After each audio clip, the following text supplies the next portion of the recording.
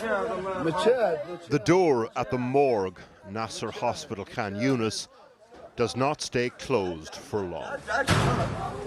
If you work here, the professional balancing act is this: work with respect, but work quickly.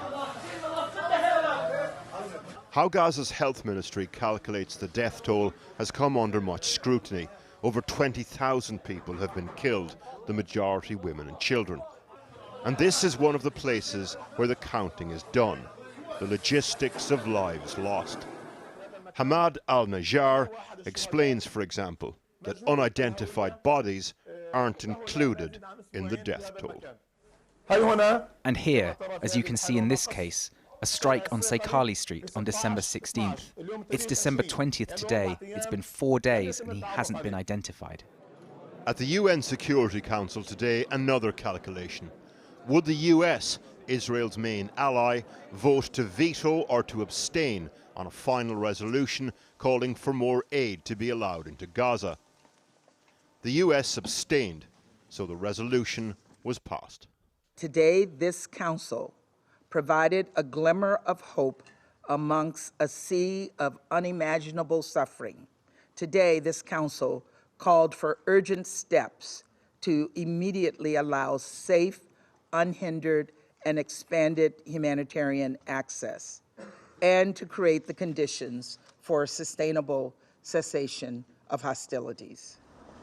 The passing of the resolution is an important moment, but it's just an agreement on the framework within which more aid can be delivered. The problem, it's impossible to effectively deliver aid to a place that is being bombarded. It's not only important to open a door, so a border, it's also critical to create a safe humanitarian space where we can operate and where civilians can come. The logistics of this must be a nightmare for you, right? I mean, does a safe humanitarian zone exist in Gaza for you to? Not at all. And here's what's at stake. There's a science to assessing starvation in a population. Just over 700,000 people around the world fall into the highest classification, catastrophic levels of hunger. 577,000 of them are now Gazans.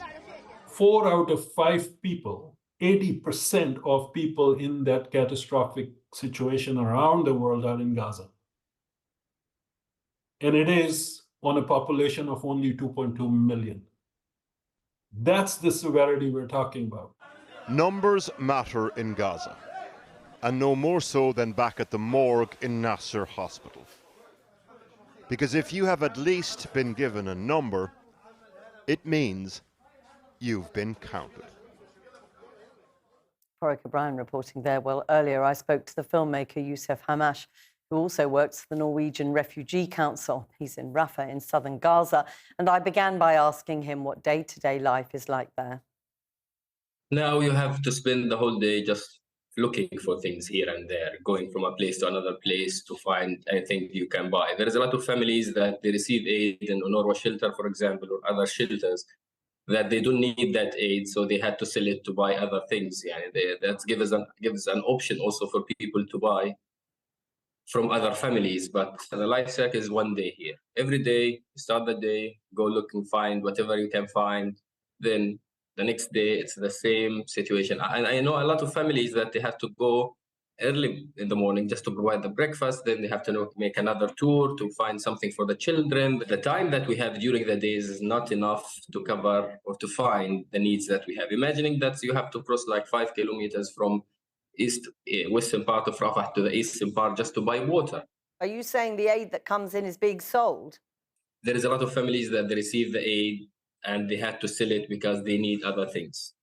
There is a lot of aid that, it's a chaotic situation, and we cannot assess and evaluate what's needed exactly. Even in terms of aid, as humanitarian workers, we assist on a daily basis.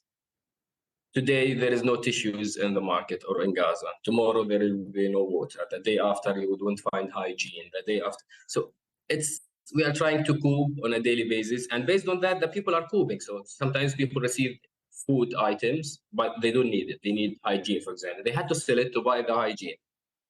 It's part of negative coping mechanism, but it's the only available option. And so in terms of the food that some families are living on, are people still managing to get 3 meals a day? Is it far less than that? What's happening?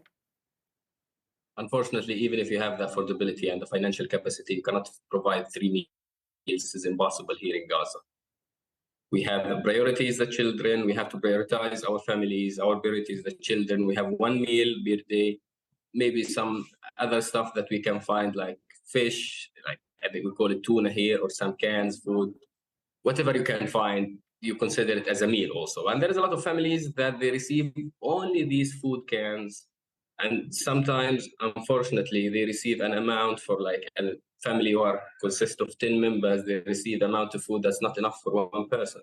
Hundreds and hundreds of thousands of people moved first from the north to Khan Yunis on the advice or the orders of the Israelis. They were then told to move from there. You've been part of that movement. So many people moving into a smaller and smaller space. Now, the Israelis said it was for their safety. Are you safe where you are now? There is definitely no Gaza. Yesterday in Rafah, an airstrike took place in the center of the city and more than 13 people were killed. Another airstrike in Shabura, a refugee camp in Rafah, and another airstrike in Yibna area, another refugee camp in Rafah. There is no place in Gaza, but the intensity of bombardment is different from a place to the place. For example, the ground operation now is taking place in Khan Yunis. It's really chaotic, impossible situation for anyone to live in Khan Yunis.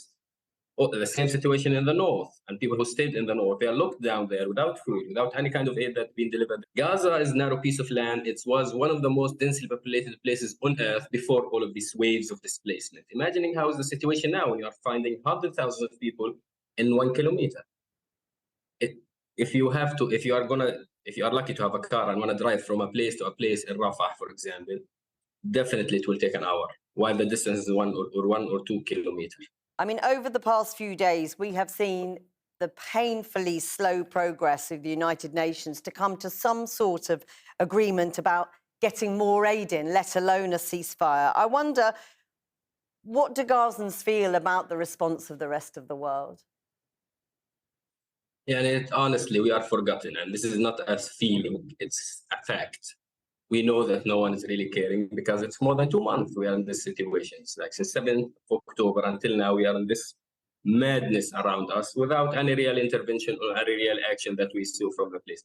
We are hopeless. At the same time, we are helpless. We here internally, we cannot do anything. The solution for the situation has never been from Gaza or from Israel. It's definitely outside. And the people who have the responsibility and have the capacity to find a solution for what's going on, unfortunately, they are not doing their role. And that's why we are feeling forgotten. We have been forgotten for more than 17 years of siege and more than 70 years of occupation. But with being forgotten under all of this bombardment, more than 20,000 people have been killed. I mean, there is, of course, a huge amount of talk around the world about the need for a ceasefire. Is the ceasefire, a temporary ceasefire, is that an immediate solution, or not at all, really? Of course not. We tried that before. Just a few weeks ago, we had a truce Syrian boys. I don't know what they call it, for 1 week. The consequences after that, the intensity of bombardment and the violence that we saw, we really, even personally, I regret. We do not want these humanitarian boats or these truces around us, and then we are paying double price or higher price from our beloved ones and our children and even our mental health. This is not what we are looking for. We need a permanent solution. We need a ceasefire. We became expert in wars. This is not new for us. And that's what makes us really doesn't understand. We don't get it. No one is doing anything. I know this is really difficult. I asked you the last time we spoke, when you look ahead to the future, what do you see? Are you hopeful at all?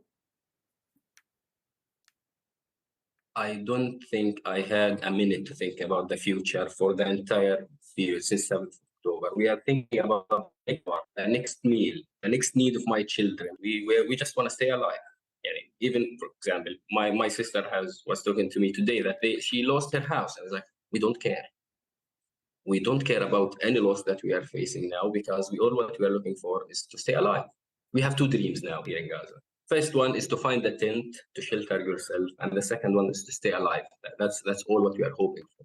Yousef Hamash, thank you so much for your time today, and we wish you all the best. Thank you, Jackie. Thank you very much. Thanks for talking to us.